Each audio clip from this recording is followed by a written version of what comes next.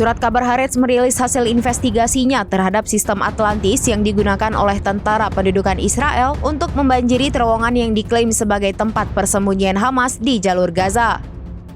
Haaretz melaporkan sistem itu mengalami kegagalan yang menyedihkan dan tidak dapat digunakan lagi.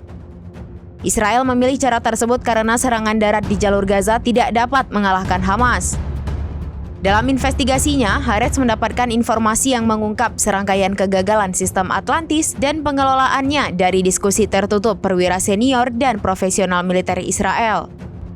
Sistem Atlantis itu dipimpin oleh Komandan Wilayah Selatan, Yaron Finkelman, untuk mempercepat proses penggunaan sistem ini. Karena tekanan untuk mengalahkan Hamas, sistem Atlantis mulai berjalan sebelum memperoleh pendapat yang diperlukan dari para spesialis.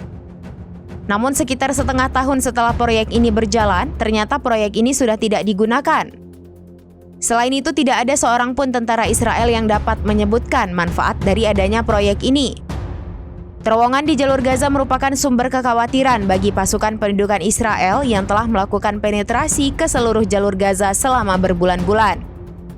Israel masih kesulitan untuk menembus dan mengungkap terowongan-terowongan tersebut karena belum mengetahui dimensi, kedalaman, dan luasnya.